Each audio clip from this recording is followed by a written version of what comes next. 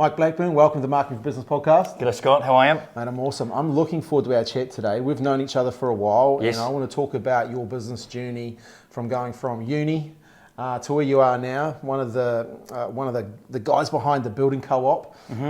But I've noticed recently you're causing a real stir in the marketplace with your understanding of what's going on in the building industry, the building market, the multiple dwelling market, and you've actually just come from the council doing a That's right. 2-hour presentation. This morning, yes, that's right. You're in hot demand.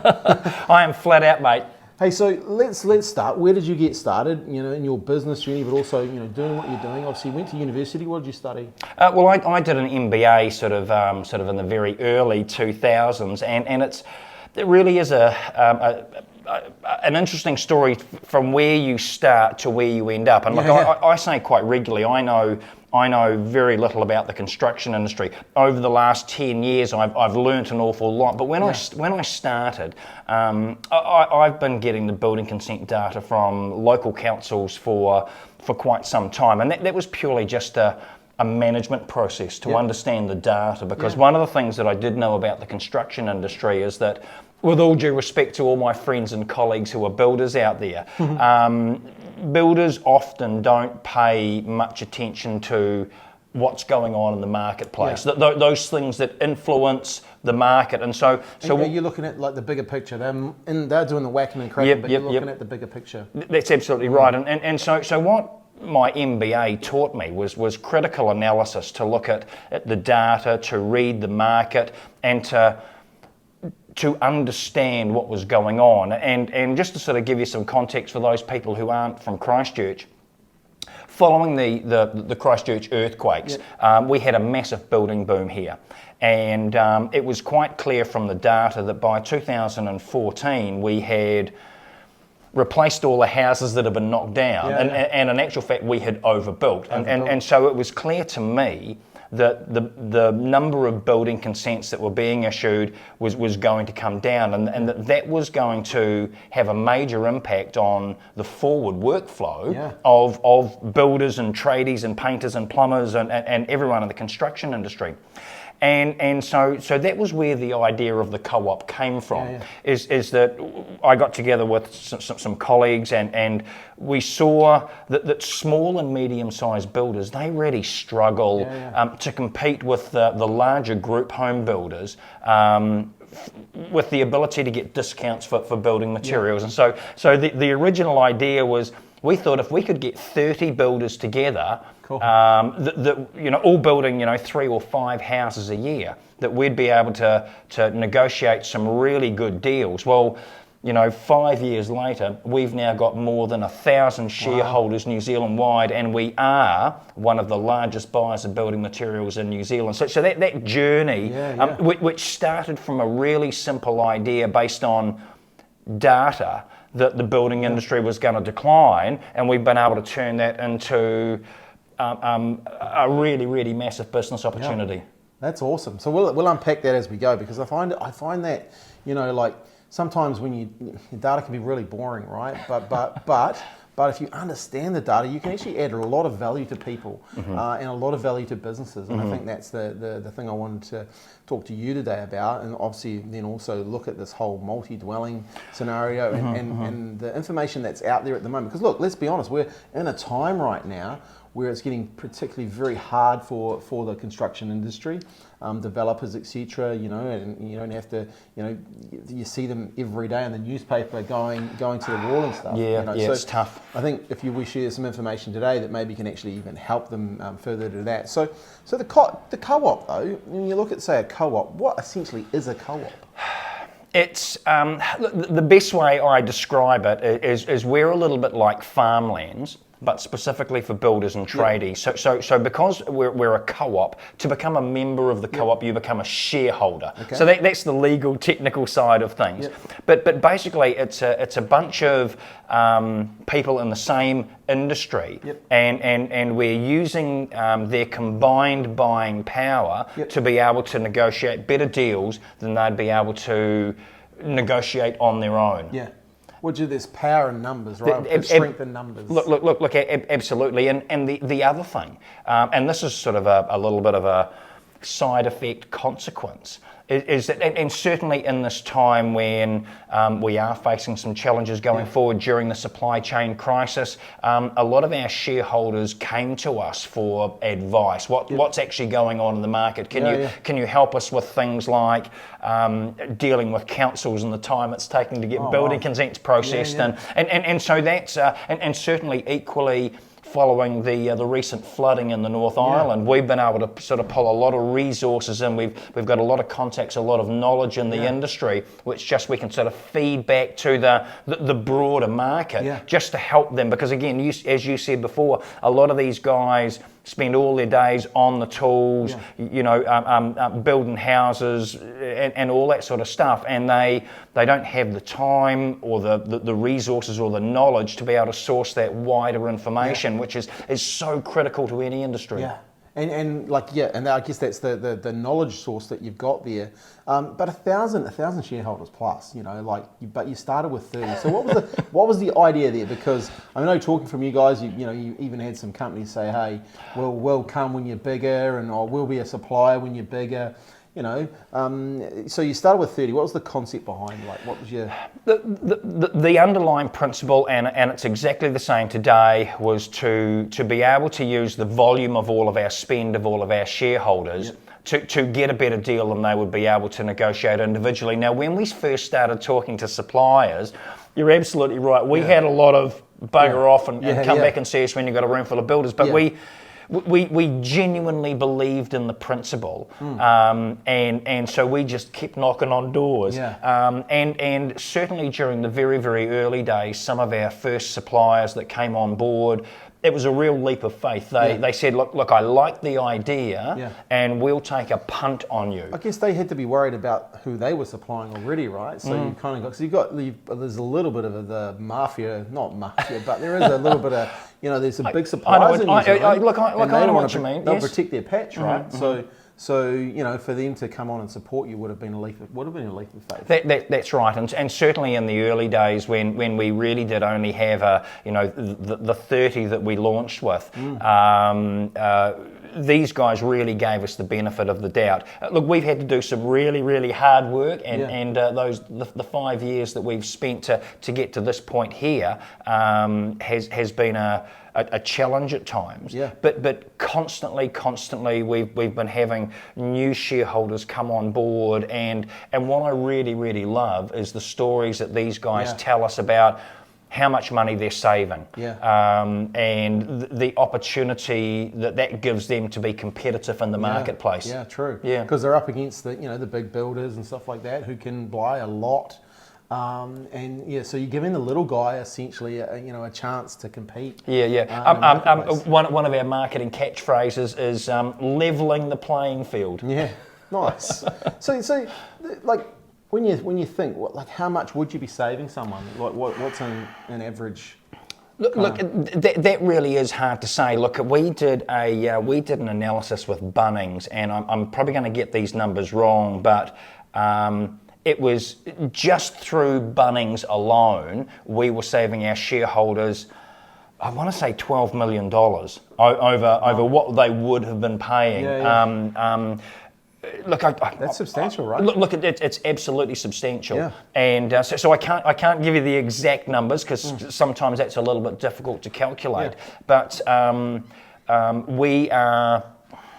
It'd be fair to say we're probably amongst the top 10 buyers of building materials across New Zealand at the moment. So that's from nothing to that in 5 years. And that would have started to snowball, right? As people start to talk. Do you still hold events for your builders or your shareholders and stuff? Look, absolutely. Sort of over the last wee while with sort of COVID restrictions and then supply chain and all those other sort of things, that's been a little bit different. I'm off to Auckland tomorrow actually to sort of spend the day up there meeting with a couple of our shareholders and a couple of our suppliers, because we're constantly looking for new suppliers. We sort of want to add to that pool of people that we've got access to, but equally just telling those good news stories from our shareholders, because often in the construction industry, certainly in that small to medium enterprise space, word of mouth from, and you would know this, but word of mouth is just as valuable as me being able to produce something that sort of says, oh, you'll save $1,000 from Bunnings, you know? Well, I always say, you know, like in the perfect world, get known by the success of your clients. So the more you can do to show that success of your clients and your customers, the better, right? Because it's better for them to say it than for you to say it. Oh, absolutely. And so you'll have a. What are some of like? Do you like? Have you seen any like companies just really grow from being part of the co-op? Like, have you got any that come to mind? Yeah, look, we've got a couple of guys that I sort of I've known even before they become shareholders in the co-op, and one of the stories that I tell regularly is we've got a guy who's he was a cabinet maker. Yep. And he already had a trade account with Noel Leemings. And so he phones me up and he goes, Mike, he goes, we're redoing one of the rental properties we own. And he said, I've already got a quote from Noel Leemings on my trade account. He says, I'll email it to you. And if you can get me a quote from Noel Leemings for the CBS price, he said, if you can save me $1,000, then I'll join the co-op. So I email this off to Noel Leemings, and I think the total price for all their appliances was $15,000. Well, we got a quote back from Noel Leemings, and I think it was $11,000. Wow. So a substantial saving. And he just goes, well, I don't need to know any more than that. No. So that's just one example of. And I'll have a big screen TV as well. Well, but there's another thing that we encourage our builders and our shareholders to do is talk to your clients, because again, often builders will put a PC sum in for say kitchen appliances, and that just might be a standard figure. But if they can send these guys in to any one of our suppliers, then what they can actually do is, for the amount they would spend, they can get a whole level up of different appliances, better appliances. So then that's a real strength of being able to add value, right? Which is, you know, like another reason to be part of the group, because you're adding value. That's right. Well, and again, and it's not up to us to say what our shareholders do with their savings. I know that some will look to pass those savings on to their customers, and that's a competitive advantage for them to win business. Others are looking to use it to increase their margin. Nice, yeah. Where do you see it growing? Like, you got to 1,000 plus. Where do you see the potential is for? Okay, so here you go. So there's 85,000 enterprises in the construction industry in New Zealand. Look, gosh, I'm not sure. I think it's 20% of GDP or something. I'm not exactly sure. So look, we genuinely believe that over the next 7 to 10 years that we can probably reach 8,000 shareholders. Nice. That's sort of close to 10% of the construction market. It'll be one of those things that go exponentially too, I'd say. It will, especially when you look at the time right now, you know, high inflation, high interest rates, supply costs have gone up and stuff. So you probably are fielding more inquiries right now.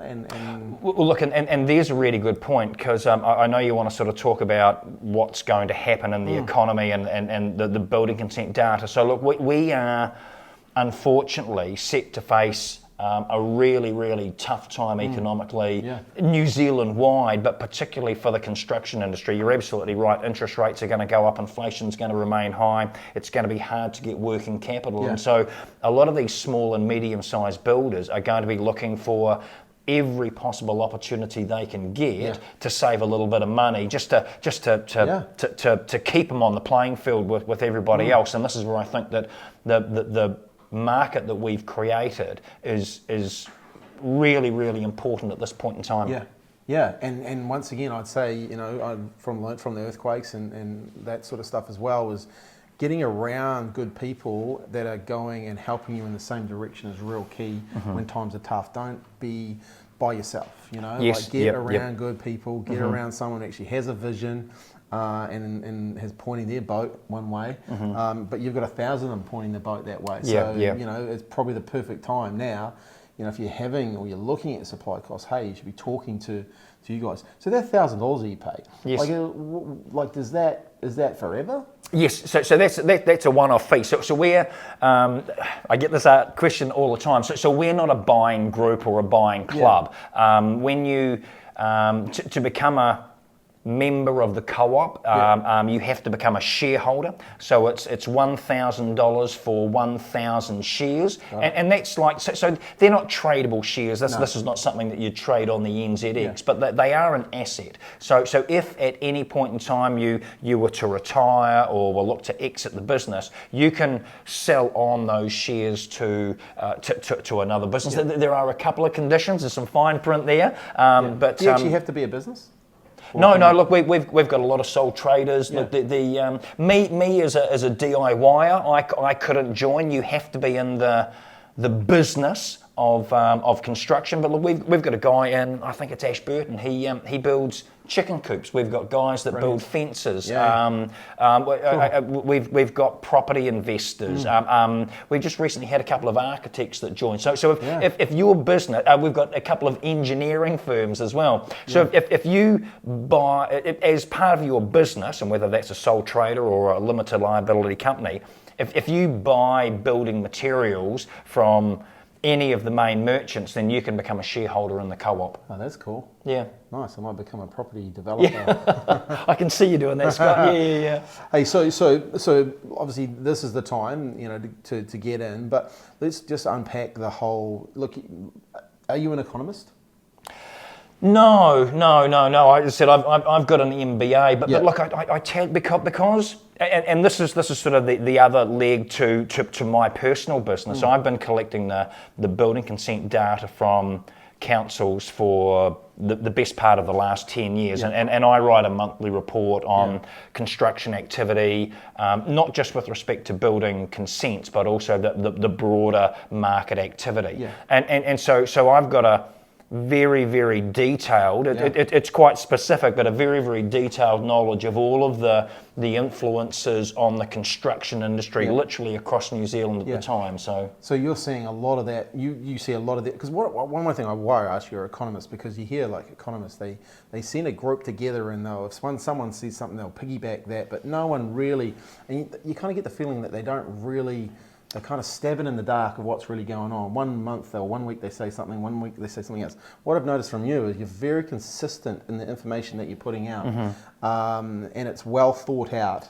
And I've said to a number of people, hey, you need to go buy his report, read his report. They're like, why? I said, because he's analysing the real data. Yeah. Well, look, and without sounding too negative here, I've been saying for the last 12 months that I can see a decline coming forward in the construction industry, and that's not just based on building consent data. That's based on the challenges we've had with supply chain constraints, the high rate of inflation which is flowing through to the cost of building materials, and just the. It's a perfect storm, right? Oh, look!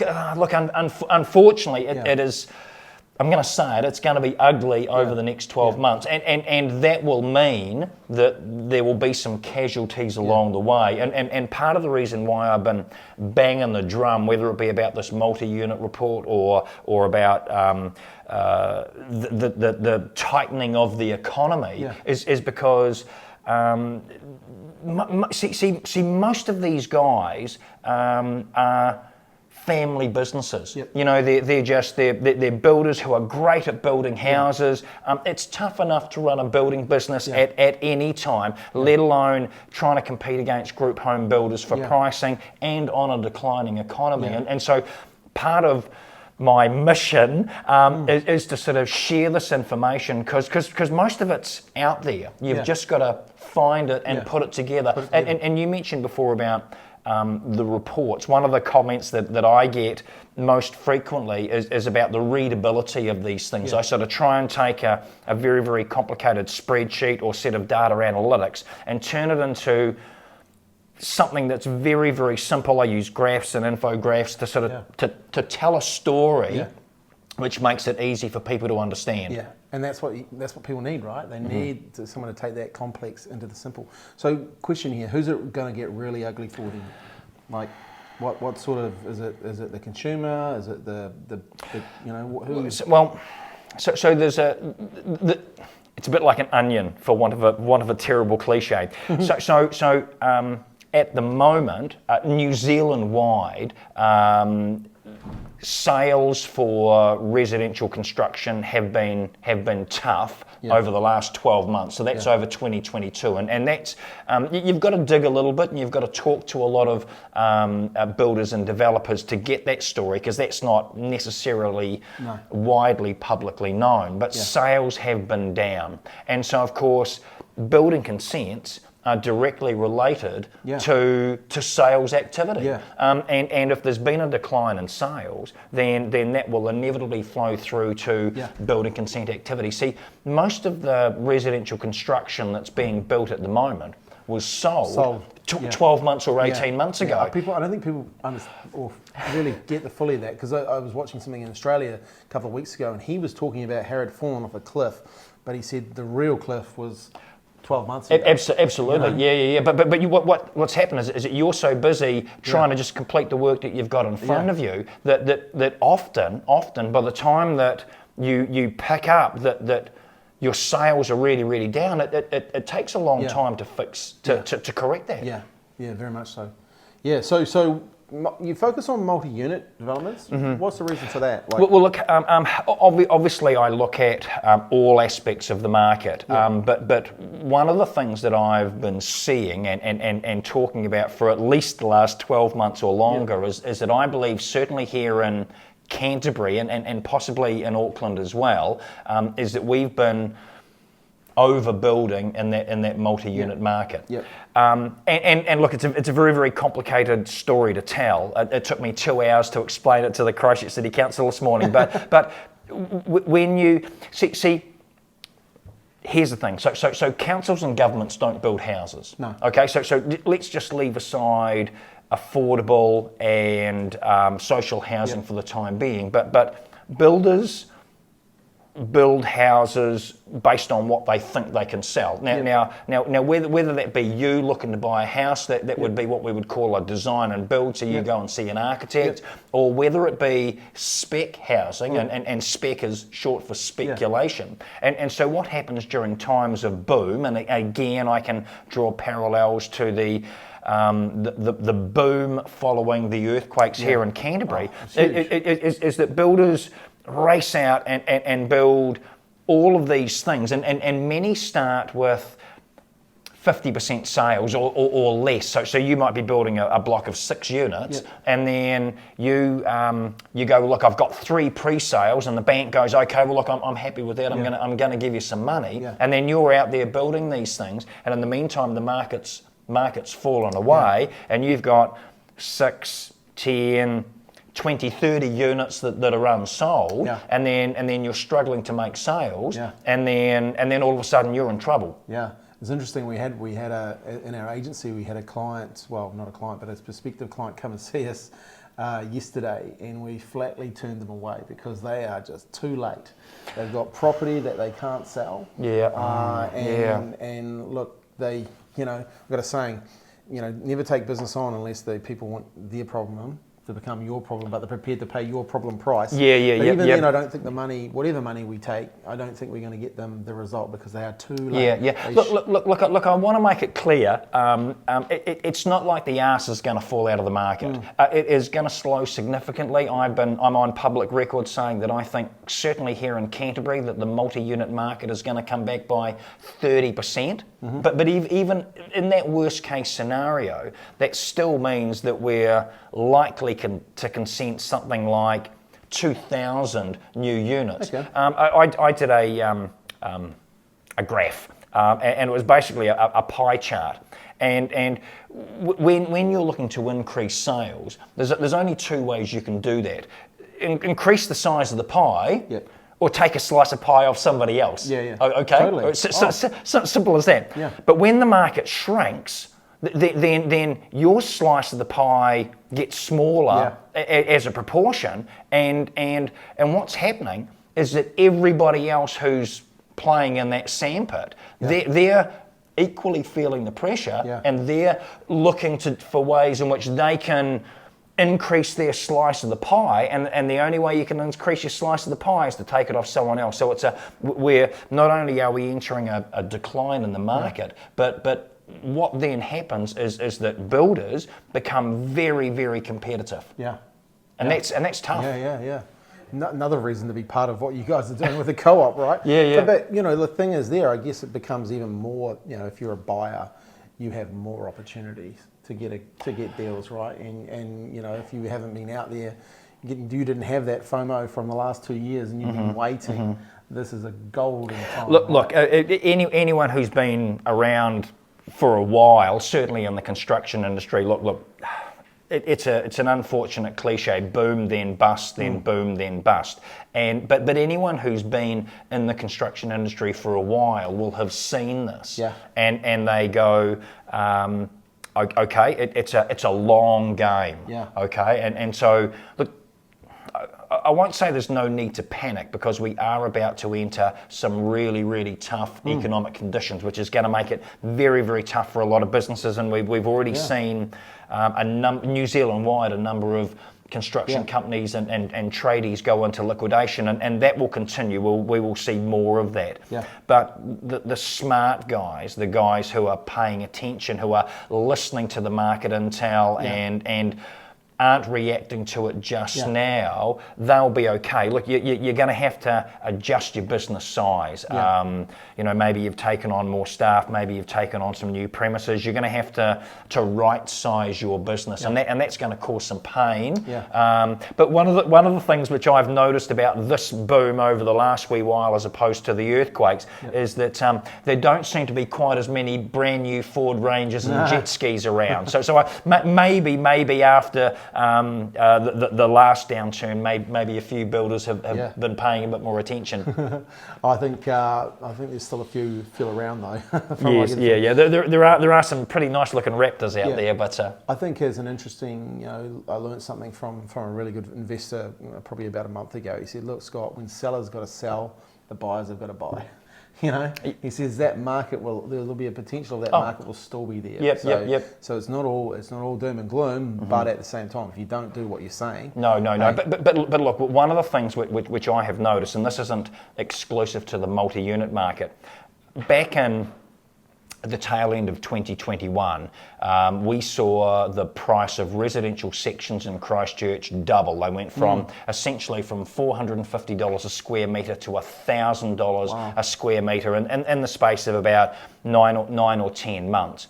And there was two reasons for that. One, land scarcity, which led the drive to increase prices. But secondly, is it because we were in a bit of a building boom, builders went batshit crazy and bought up every piece of land they could buy, and it became a bidding war. And of course now what's happening is a lot of builders are sitting on too much land.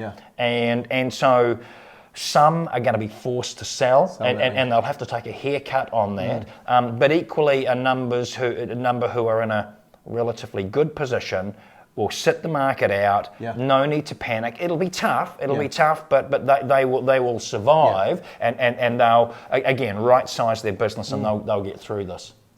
That's exactly what's going to happen, right? And you have to be on the right side of this. But equally, if you've got some cash, there are some really good bargains out there. So if you totally. What do you think other people in other parts of the country can learn from what we've gone through with the earthquakes? Just seeing what's happened, and with the flooding, etc. What do you think people can learn from what we did, and what we did well, and maybe what we did not so well? Well, look, really, really good question. So the very, very first thing that I would say, and I've done a couple of videos on this with Carl Taylor, and we were talking about the lessons learnt from the Christchurch earthquakes.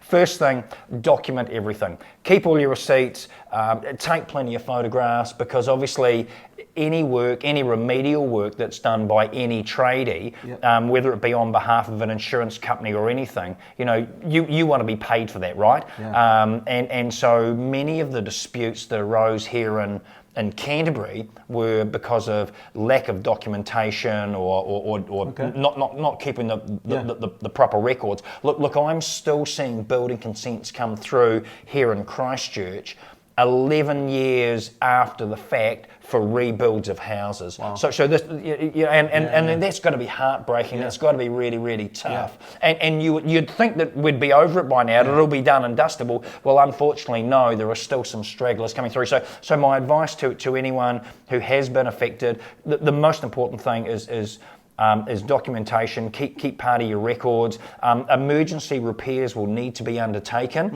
and a lot of builders and tradies will provide the gear and provide the labour up front on a promise that they're going to be paid. But in order to be paid, you've got to have all those things in place, back to the insurance companies, back to the homeowners. Yeah. So critically important. Keeping a record of all that. Absolutely. Yeah. And so if you don't do that, right, you get into this whole situation where you're in. You're arguing after the fact. Yeah. And it's tough enough. It's emotionally challenging, and equally remember is that there will be just as many builders and tradies whose houses have been damaged or trashed as a result of this, and they'll be wanting to get their houses fixed just as equally quick as the rest of the public. I think that was one of the big things we found in Christchurch too. You had we had builders and all that come from all over the place, but we also had a group of people that were building here. So it was a time to be alive, as far as there was so many people here. It was I was saying before, it's kind of like the Wild West, but you had people here with their houses, broken, disrupted, and everything. So there is a bit of a silver lining, because as the building consent numbers fall away, and so therefore work and new residential construction gets a little bit harder, there will be a lot of work in the North Island all over that does need to be done, and so that may mean that builders need to relocate. I was talking to a merchant the other day, and I was going, look, we've just got over the supply chain crisis and the jib shortage, and all of a sudden now we've got a couple of thousand houses in Auckland that need 50 sheets of jib board. Which is going to continue to put pressure on the rest of the country. But I suspect that one of the silver linings being as the market falls away in some parts of New Zealand, there will be work in others. And we were having some painting done at our house the other day, and exactly the guy was from Blenheim. He came to Christchurch during the earthquakes and stayed, right? So he's relocated, and he's grown a business here. So, fabulous. Christchurch, beautiful place to live and work. Yeah, it is. It is a beautiful place to live and work. Easy access. Go surfing, skiing, you name it. So, how do you as a management consultant, how do you help your clients? Because you've got a couple of hats, right? You've obviously got the co-op hat, but then you've got your management consultant hat. How do you help your clients? What's the process that you take people through, and why do people come to you? Is it? Look, it's. The market that I work in, and this is with my Canterbury construction hat on. It's a very, very small market, and how I started with this is literally one-on-one contact. I in my early years did a lot of networking events and all those sort of things, and that's just hard yakka. But once you get to start to know people in the industry, people start to comment on the reports that you write. I get asked on a regular basis to comment in the media and at various events and things like that. And so what happens is slowly that reputation builds. But what I'll do is that, and again, it's a little bit about telling a story. So no one, which is why I've created a business out of doing this. No one wants to sit down and read a bloody spreadsheet, and look at all this data from the council. But what they do want to know is they want to know what that means and the impact on their business. So and I do a lot of one-on-one consultations. I do a lot of workshops where these building companies will get me to come in and talk to their key staff about the market, and it'll be an interactive sort of backwards and forwards, and because I'm looking at where their business is at specifically, because whilst generically all these businesses are kind of in the same market, everyone's got a unique set of circumstances as to the type of what they're building, their financial exposure, and all those sort of things there. And so what I'm trying to do is provide resources and information that helps them to understand their place in the market. Nice. Yeah, and so uniquely for each business that you deal with. That's right. Yes. That's very valuable, right? Yeah. I mean, look. A lot of the stuff is the same. You know, I mean, we're all facing interest rate increases. It's harder for everyone to get access to money. But by looking at what you're building and how that relates to the current market. See, one of the things that I'm able to do is I'm able to sort of drill down really, really deep in this data. And this is what I've done with this multi-unit report. I've looked at the type and style of dwelling we're building. I'm looking at the average size. I'm looking at the cost of construction. And most of these guys are operating in a similar but slightly different space of the market. And so being able to sort of pull out the data that relates to that and looking at the broader data, I can say, well, look, you guys are here. This is what's happening to the market. Look, a really good example is we have, and I mentioned before about overbuilding. It's not just about overbuilding. It's also about building the wrong thing isn't the right word. What we've built is predominantly 1 and 2 bedroom units, and that's cool because that fulfills a certain segment of the market.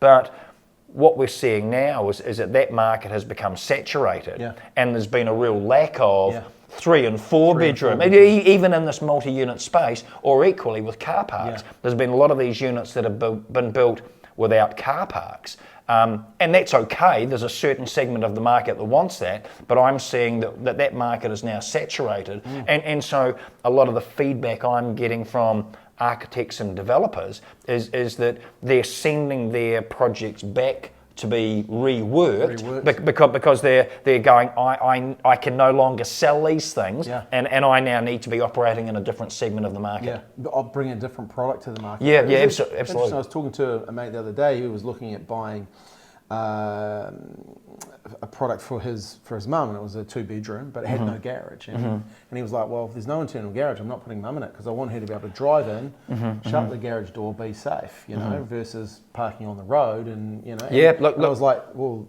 what, you know, you can build for one type of the person, but there are other people out there that want. So 3 and 4 bedrooms. So do you see like there's just an undersupply of that in Christchurch here? Is that what you're picking up? Certainly at the moment, if you look at the size of dwellings being consented, the average size of all these multi-units that have been consented, certainly over the last 12 months, is about 86 square metres. Okay, wow. and the average. Sorry, I'm going to talk some numbers here. The average household occupancy in Christchurch is 2.65 persons per household. Okay.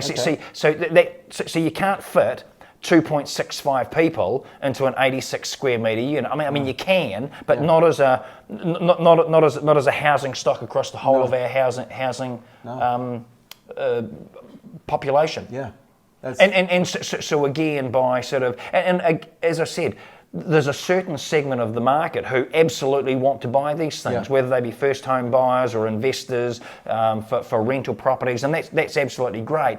But you can't build all your stock of all of our new housing that size there, and understanding all those other things in the broader market is something that a lot of builders miss. I think one thing I've just got from listening to you, you're very passionate about this, right? Which I love, right? So let's look at that, because if we talk about marketing for a bit and we talk about building a personal brand, you know, I can tell you've built that on a reputation of being passionate about an industry. And I don't mind telling a few home truths every now and again as well. Which, but I think, you know, growing a personal brand, what have you seen the keys to that? Like turning up every day? What's your... Look, absolutely. And in times of adversity, you've just got to sort of put your head down and bloody hard work, I think, is the key thing.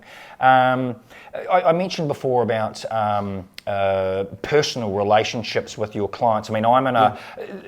What I do with my building consent data is completely different with the co-op. But with the co-op, we have a broad New Zealand-wide target market. And again, I said before, the size of that construction industry is absolutely massive. And so our marketing tactics, the way we communicate with that market is completely different to what I'm doing with my building consent data.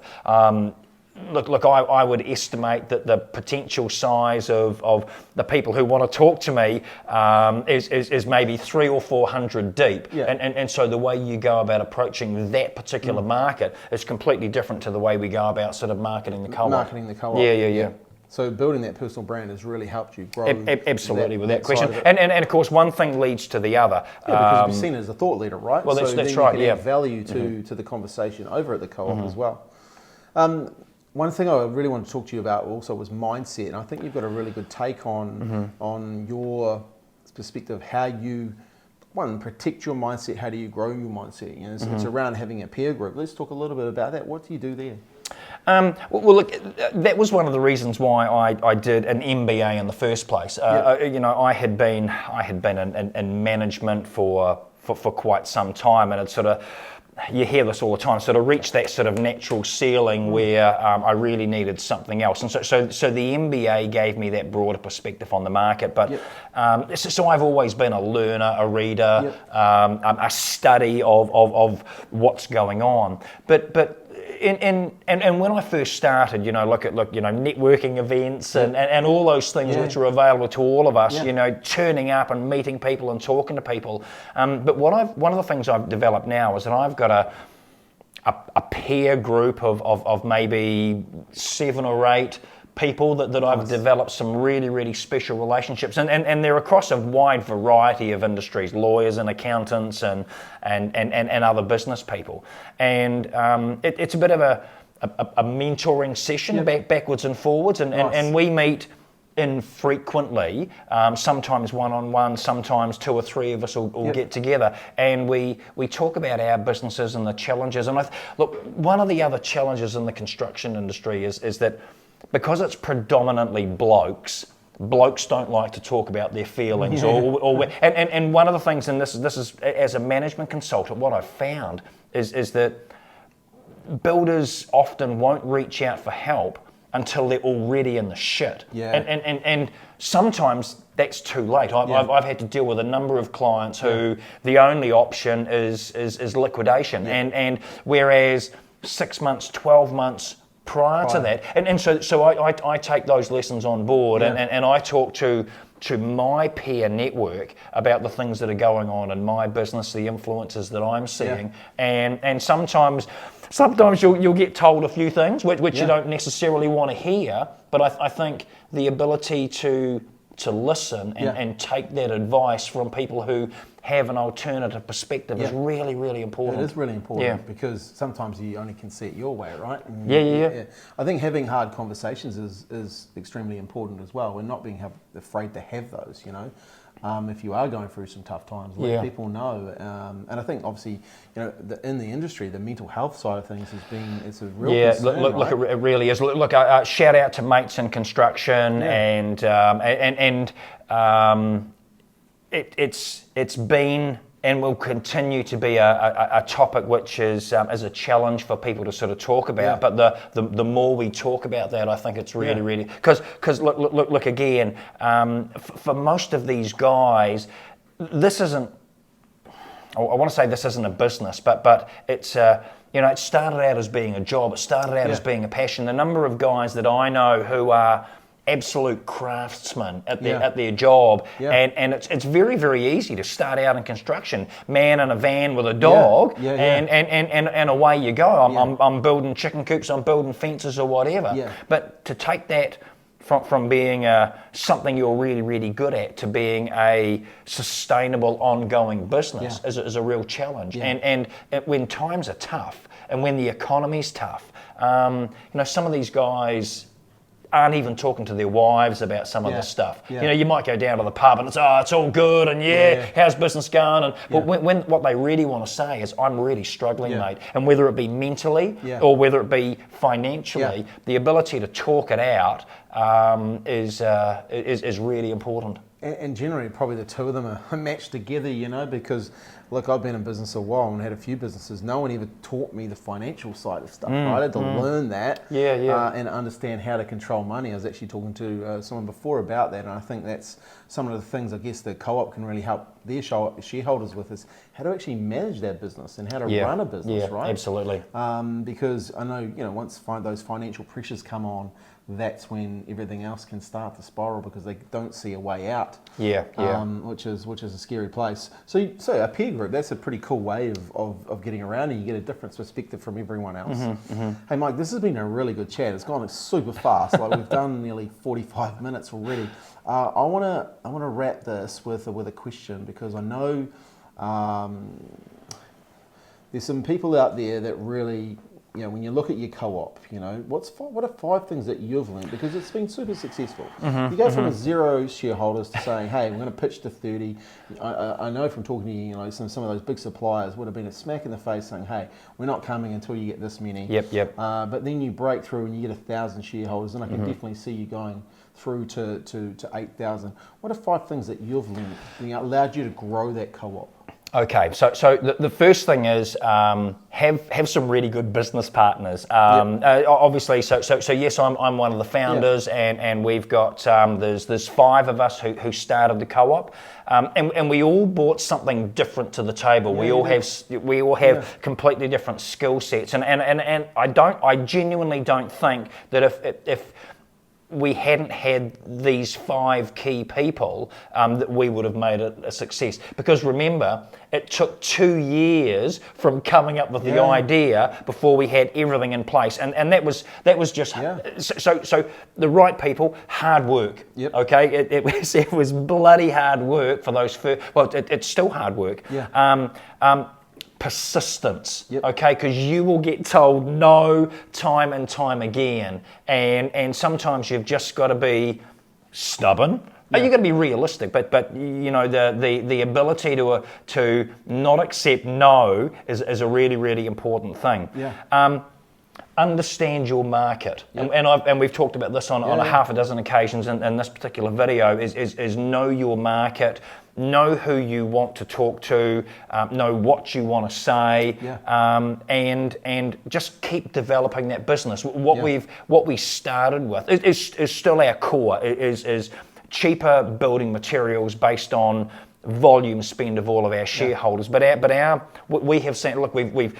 I haven't given a plug to the Cash App. We've now got a Cash App where if you haven't got a trade account, and that's a whole nother revenue stream. More suppliers, business. You know, talking to our shareholders about business activity, and certainly in the case of the flooding, the resources that are available. So it's continuing to grow and develop that business. Continuing evolving. Is that enough? Yeah, that is real good. I want to talk to the hard work part for a second, because I think that's, you know, I'm seeing from a business perspective, and I'm not sure, you know, some people, I'm not sure how committed they are to working hard anymore. You know, it's become, whether it's become, you know, like you see this afterpay generation, you know, and it might upset a few people here, but it's real easy to have stuff that you want versus saving, working, saving. You know, what do you think about hard work? Have we lost it here, or is it coming back? Most of the guys that I know in the construction industry work incredibly hard. Look, I would temper that with what I said about working a little bit smarter as well, and that's where I come back to the knowledge and the information. You've got to pay attention to what's going on, but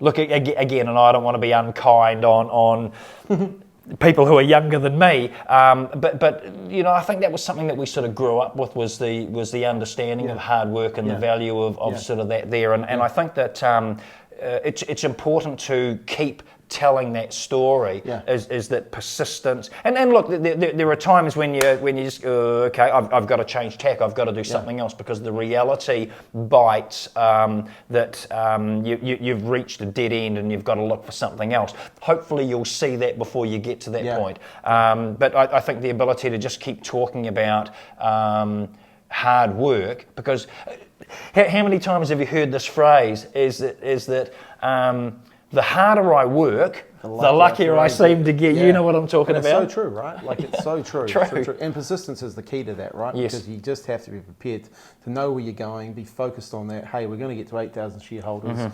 We've proven already. We've got from 0 to 1,000. Yep. We know this model works, so we're just going to be persistent now. We understand our market. We understand the problems they have at the change of the market too, right? I think that's a skill as well that you guys have done quite well. You've entered the conversation that's going on in the market and the media quite well. And the more you develop that, the more exponential that you will grow, and then continuously offering value. Yes, value.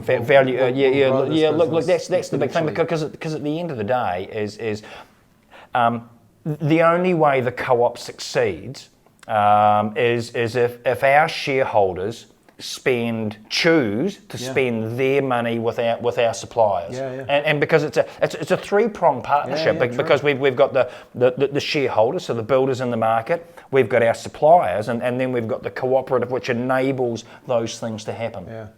Mike, this has been an awesome chat. I really appreciate your time. If someone wants to get hold of you, where's the best place to get hold of you? So look, the easiest thing is to go to our website, which is cbscoop.co.nz.